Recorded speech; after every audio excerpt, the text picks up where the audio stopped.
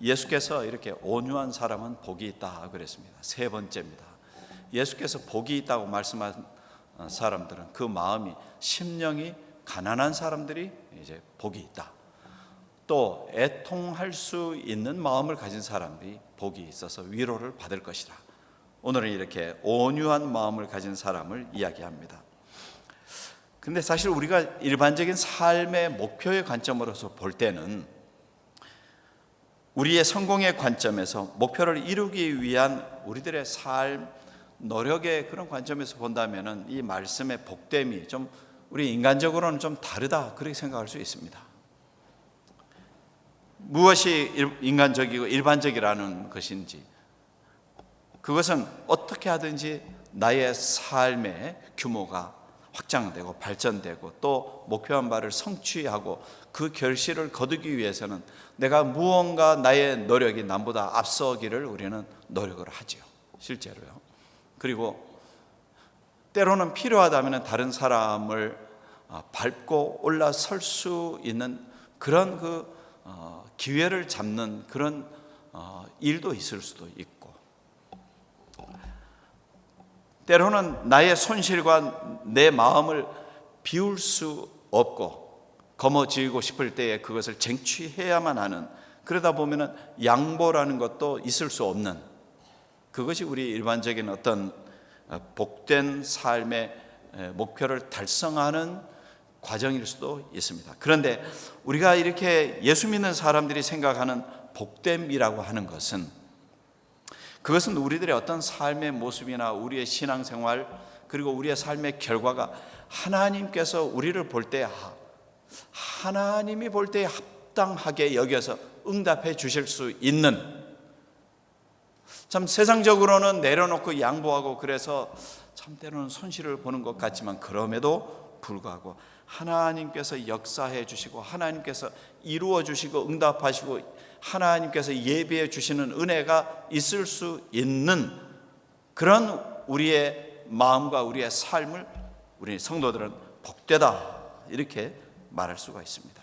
그러니까 예수께서 말씀하시는 이 복되다 하는 것은 조금 우리들의 일반 세상적인 혹은 세속적인 방법으로서의 복된 삶과는 거리가 있을 수 있습니다. 온유한 사람은 복이 있나니 그들이 땅을 기업으로 받을 것이요. 우리가 이 온유함을 이해하자면은 먼저 성경에 나와 있는 이 온유함을 가진 사람들의 그 모습을 보고 배울 필요가 있습니다. 하나님 사람들의 그 온유함이 무엇이었는가? 하나님의 사람, 믿음의 조상들이라는 사람들이 가졌던 그 온유함이라는 것이 무엇인가를 우리가 먼저 배웁니다. 온유함, 히라보 그 원문에 보면 마카리오의 복되다 하는 것입니다. 이 사람은 복된 사람이다. 누가요? 호이 프라에이스, 온유한 사람, 온유한 마음을 가진 사람이 복되다 그런 것입니다. 온유한 사람들, 젠틀니스입니다. 젠틀한 사람 말이죠. 참 신실하고 어떻게 보면은 겸손하고 그리고 좀 말도 없기도 하고 부드럽고 매너가 있고 하는 이러한 사람들을 우리가 보통 보면은 온유한 사람이다 그렇게 생각할 수 있습니다.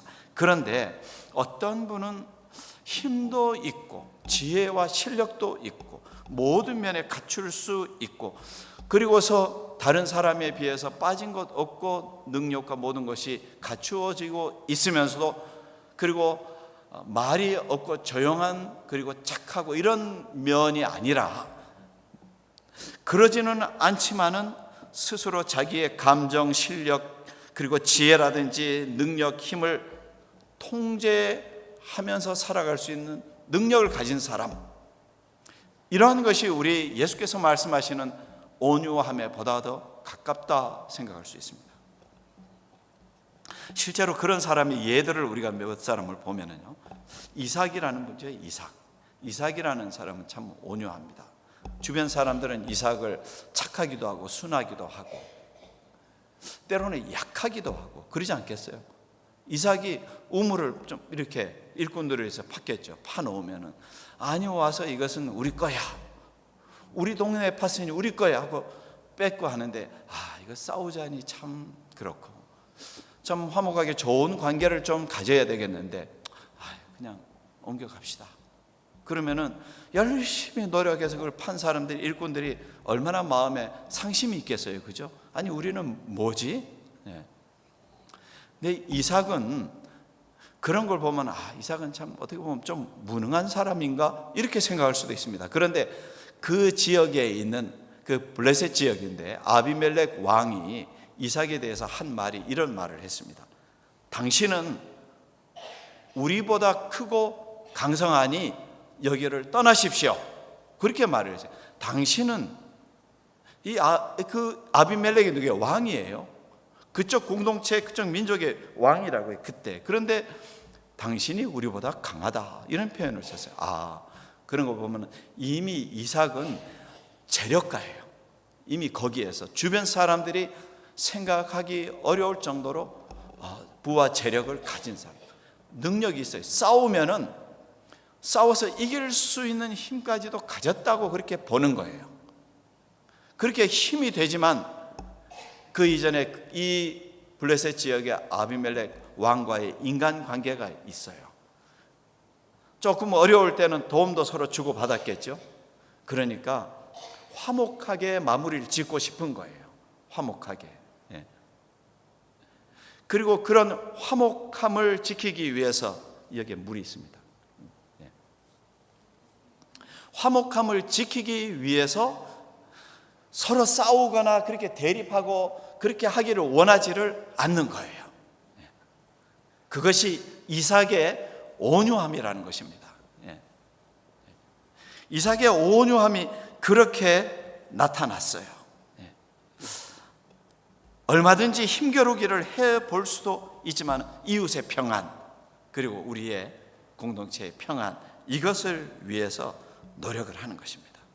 그래서 파면은 쫓아와서 방해를 하고, 파면은 또 쫓아와서 방해를 하고, 그래 당신들이 가져가십시오 하고는 나중에 이제 세 번째 르호봇과, 그리고 그 다음에 어디입니까? 브엘세바에서 또 이제 우물을 봤더니 거기까지는 머니까 쫓아오지 않아서 오히려 더 넓고 좋은 환경의 우물도 삶의 터전을 찾게 되어서 이제 행복한 그런 공동체 삶을 이루게 되었다. 이것이 그 이삭의 가정의 스토리인데, 거기에서 나오는 이삭의 온유함이라는 것이 참 그렇습니다. 이삭의 온유함, 그는 힘과 능력과 그런 재력과 능력이 있지만 그것을 통해서 서로의 한번 다툼을 해볼까 이런 생각이 아니라 화목한 관계를 세워가기 위해서 절제된 그 마음, 이삭의 온유함이라는 것입니다. 모세, 출애굽한 모세의 온유함도 있습니다. 민수기 12장에 보면은 이분 모세는 온유함이 지면에 지금 이 살아가는 모든 이 삶의 자리에서 모든 사람보다 온유함이 더했다 그랬습니다. 모세가 누굽니까? 그때 그 출애굽하는 사람들의 리더잖아요. 공동체를 이끌어가는 사람입니다. 그의 지도력에 힘이 있어요. 능력이 있고 파워가 있는 인물입니다. 그런데 글쎄 다른 사람들이, 물론 때로는 백성들도 돌을 들고서 모세를 치려고 한 적도 있었죠. 백성들은 또 그렇다 치고 누이인 미리암이 또 모세를 공개적으로 비판을 합니다. 비방을 하고, 물론 모세가 한 어떤 일이 있어요. 그러니까 미리암이 공개적으로 모세를 비방하고 비판하고, 그렇게 이 지도력에 상당히 그냥 타격을 입습니다. 흠이 갔어요. 그런데 모세가 어떻게 합니까? 미리암을 그냥 한 군데 한쪽 구석에 몰아내고, 그리고 소외시키고, 자기의 지도력을 세우기 위해서 방해하는 세력이 가족이라도 그냥 딱 끊어버리고 힘을 못 쓰게 하고, 그렇게 하지 않았습니다. 오히려 참 미리암이 고생을 하고 할 때에 그를 고쳐달라고 기도를 하지요. 자기의 마음을 내려놓고 그를 위해서 기도합니다. 온 백성들이 돌을 들고 그를 치려고 할 때 하나님께서 모세야, 이 백성들이 너무 참 지난 세월에 하나님의 그 은혜도 모르는 이 백성들을 다 쓸어버리고 이제는 모세, 너를 세워서 이제 새로운 민족을 일으켜 세우겠다. 그랬더니 모세가 어떻게 합니까? 하나님, 그렇게 하지 않으시기를 바랍니다. 하나님께서 이렇게 이 백성을 구원해 주셨는데 다 몰살시켜 버리면 세상의 주변의 이방 사람들이 하나님을 도대체 어떻게 또 생각하겠습니까? 하나님, 그리하지 마옵소서. 그리고서 그들의 죄를 사하소서 열심히 이렇게 기도를 하죠. 이 모세의 온유함이라는 것은 그가 힘이 있고 능력이 있고 그렇게 다른 사람들을 이렇게 힘으로써 완력으로 누를 수도 있겠지만, 그러나 그렇게 하지 않고 하나님 앞에 기도하면서 포용할 수 있는 이런 마음을 갖는 온유함이라는 것입니다. 바나바라는 인물이 또 있습니다. 바나바는 재력가입니다. 넓은 땅이 있었고, 그리고 바나바는 모든 면에 참 본이 되고 주변 사람들에게 존경을 받는 인물입니다. 존중받고 존경받는 인물. 그러니까 그 자신의 명성이 있고 그의 이름 바나바 하는 그 이름 자체가 사람들 앞에서 나아갈 때에 참 존경의 대상이 될 수 있는, 그는 그가 가지고 있는 재정, 재력 이런 것을 통해서도 많은 사람들에게 또 존중을 받을 수 있는 이런 인물인데, 어떻게 합니까? 자기의 것을 내려놓고 자기가 자기의 힘과 자기의 그런 능력을 세상 사람들이 알아주기를 기대하는 것보다는 덕으로서 자기 스스로를 내려놓고, 그리고서 다른 사람들이 꺼리는, 경계하고 가까이 하지 않기 원하는 사울이라는 인물을 초대를 해서 자기 앞에 이렇게 세우게 되죠. 그래서 여러분, 이 바나바의 그 온유함이라는 그 마음 때문에 세계의 역사를 바꾸는 위대한 선교사 사도 바울이 탄생을 하지 않습니까?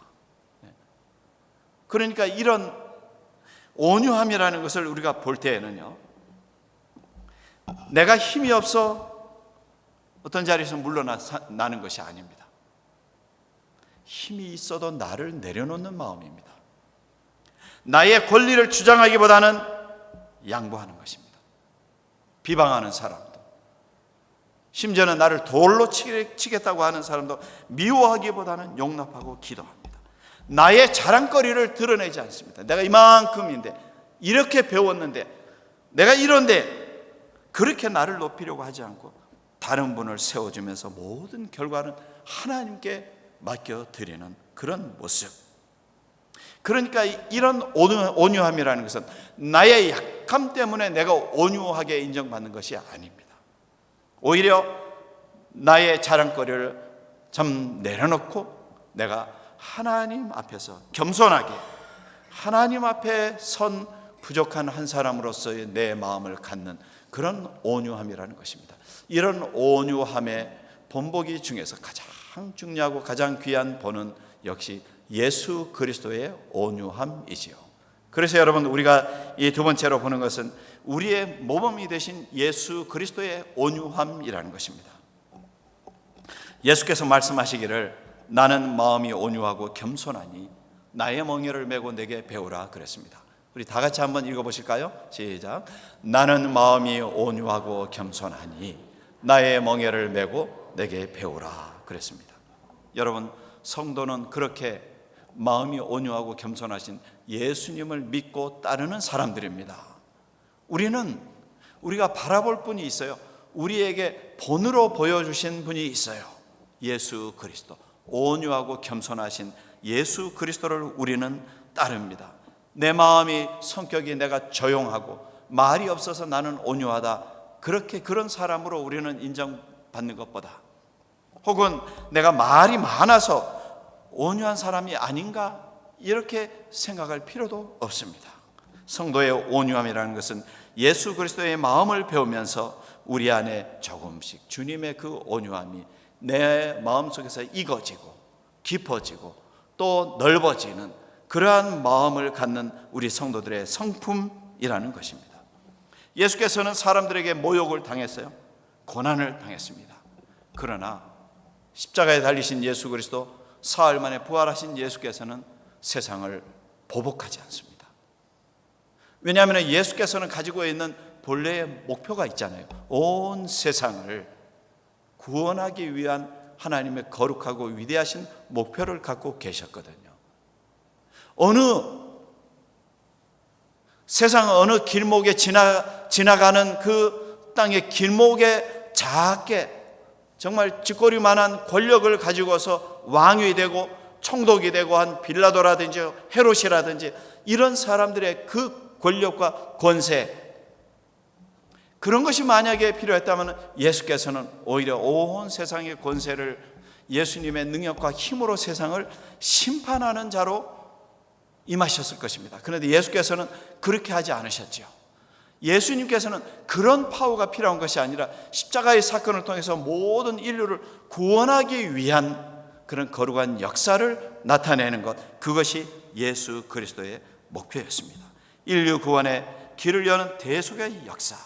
그래서 그것을 위해서 예수님의 진리를 포기하지 않고, 예수님의 본래의 거룩한 목표를 포기하지 않고, 예수님이 가지고 오신 그 위대한 사랑을 내려놓지 않고 예수께서는 온 백성들을 구원의 길로 인도해 주시는 그런 온유함, 주님의 온유함을 가지신 것입니다. 그래서 빌립보서 2장에 보면은 너희 안에 이 마음을 품으라 곧 그리스도 예수의 마음이니.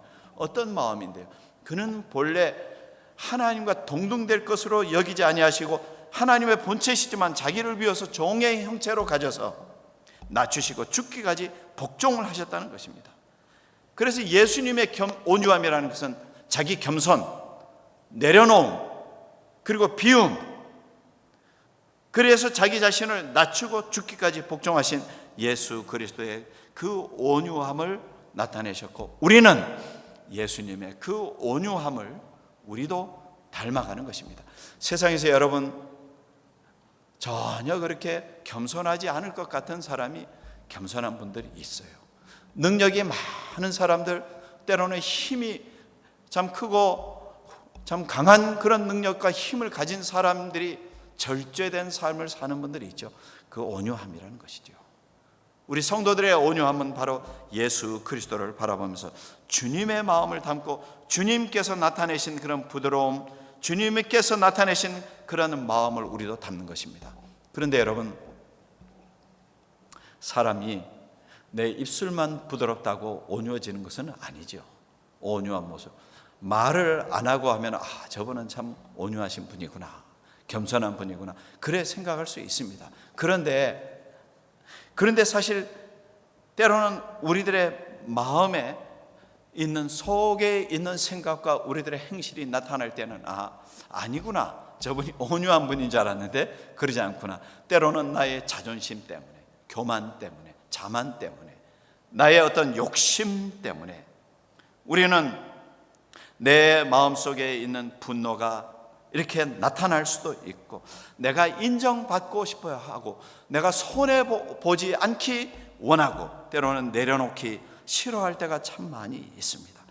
그럴 때에 자기 자신을 다스릴 줄 아는 사람은 온유하지만은 대개 그런 온유함을 우리들의 내적인 성품이 회복되지 않고 치유되지 않고 변화되지 않아서는 우리들의 그 예수님을 담는 온유함의 그 길을 방해를 받을 때가 많이 있습니다. 특히 우리 자신이 오래전에 입은 그 상처라든지, 혹은 가까이에서 있는 가까운 분들, 어떤 분들을 통해서 어느 날 옆구리를 콕 쥐어박았다.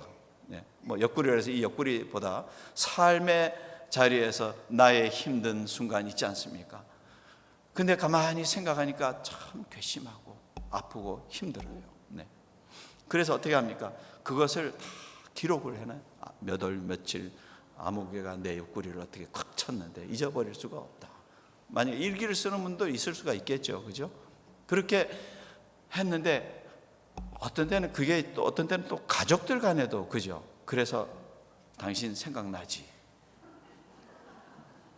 언제 몇 월 며칠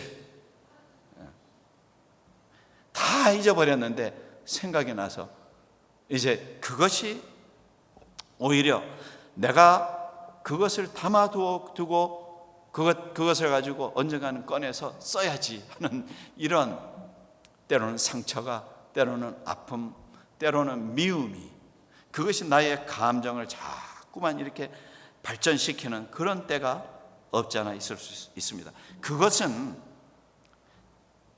참되는 온유함을 우리의 내면에 채우는데 방해가 되죠. 소중한 나의 시간이잖아요.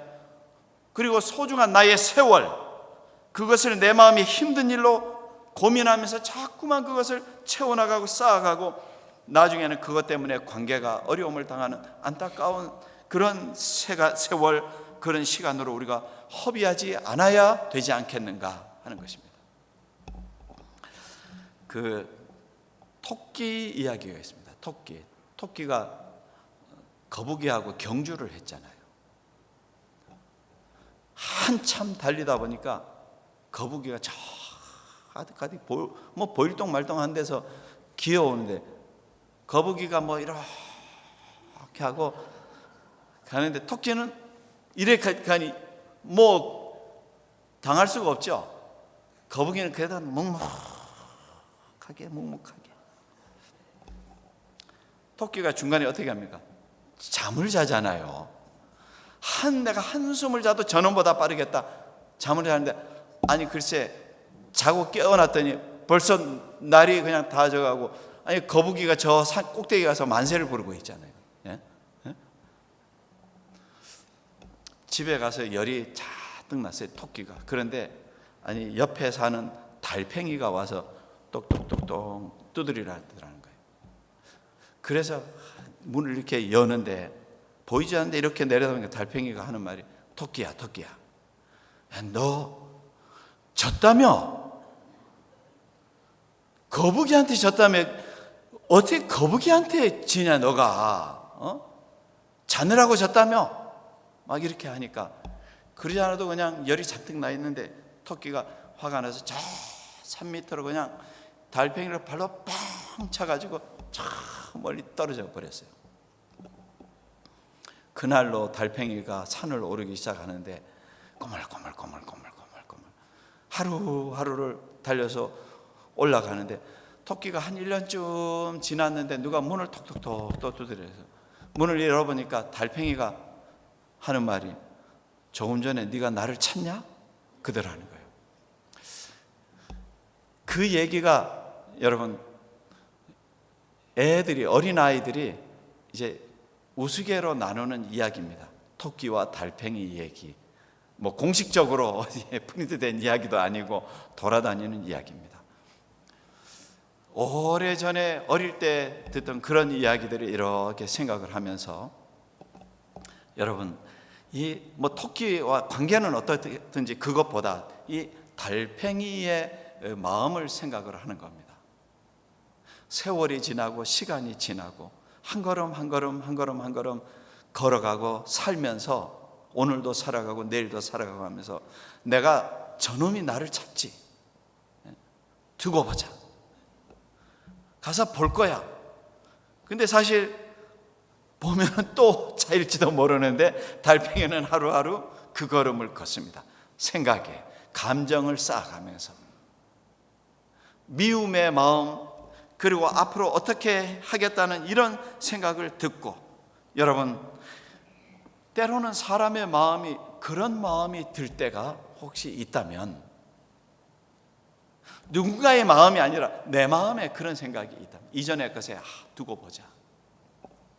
그러한 것이 내 마음속에 섭섭함으로 다가오고 누군가의 관계 속에서 나에게 힘든 기억으로 남아지고, 누가 나를 인정해주지 않은, 인정받지 못하여서 참 힘들었던 내 마음, 그 아픔의 마음을 자꾸만 이렇게 확장시켜 나가는 내 마음이 되고, 그래서 내 마음과 내 시간들이 과거의 아픔에 사로잡혀지고 그것에 지배되는 그런 마음, 그래서 항상 분노와 미움의 마음으로, 만약에 우리들의 마음에 그런 상처로 우리의 마음에 가득 차 있다면, 여러분 우리는 온유함이라는 것은 그런 마음이 아니죠. 온유함이라는 것은 이런 모든 마음으로부터 자유로워지는 것입니다. 극복해내는 것입니다. 여러분 지금 우리의 성도님들이 건강한 분도 계시고 또 지난 주간에도 우리 성도님들 검사 이런저런 또 검사도 하고 또 입원도 하신 분도 계시고 편찮으신 분들, 혹은 지난 시간에 어떤 아픔을 가지고 지나오신 분들도 있죠. 약할 때 있죠. 힘들 때도 있고 또 인간관계로 인해서 고생할 때도 있죠. 그런 모든 시간들, 그러나 우리들의 마음속에 있어서 온유함을 세워나간다는 것은 그 모든 것을 이겨내고 극복해 나가는 것입니다. 나의 모든 자랑거리, 내가 드러내고 싶은 것, 나타내고 싶은 것, 그런 모든 마음들, 그런 마음들도 여러분, 우리는 나의 온유함의 모든 것을 다 내려놓고, 그리고서 우리는 우리들의 마음속을 오직 하나님의 주시는 그런 온유한 마음으로 채우는 것입니다. 만약에 입술로만 우리의 온유함이 있다면 가치가 없는 온유함이라는 것입니다. 잠언 26장에 보면은 온유한 입술에 악한 마음은 낮은 은을 입힌 톡이니라 그랬습니다. 온유한 태도, 온유한 말을 하고 하는데 만약에 마음이 고르지 못하고 마음이 악하다면은 그것은 낮은 퀄리티의 은을 입힌 그릇과 같다. 그래서 우리는 우리의 온유함이라는 것은 말투만 바꾸어서 온유함이 되는 것이 아니고 마음을 바꾸어서 예수님의 마음을 가지고서 우리는 우리의 온유함을 채울 수가 있습니다. 여러분, 앞서 말씀드린 온유한 믿음의 사람들, 그리고 예수 그리스도의 온유함, 그런 마음이 있는 사람들은, 우리 성도들은 주께서 말씀하시고 약속하신 것처럼 땅을 기업으로, 유업으로 받을 것입니다. 시편 37편 11절에도 같은 말씀이 있어요. 온유한 자들은 땅을 차지하며 풍성한 화평으로 즐거워하리로다. 여러분, 이 시간도 우리가 예수 그리스도의 온유함을 가지고 내 마음에 채우는 우리 성도님들이 되시기를 바랍니다. 온유한 사람은 복이 있나니 땅을 유업으로, 기업으로 그들은 받을 것이다. 예수께서 말씀하십니다. 이 한 주간 우리들도 하나님이 주시는 그런 은혜 속에서 그 하나님이 주시는 은혜의 그 기업을, 은혜로운 그 축복과 기업을 온유한 마음을 가지고서 복된 성도의 삶을 살아가는 이 한 주간 되시기를 주님의 이름으로 축원합니다.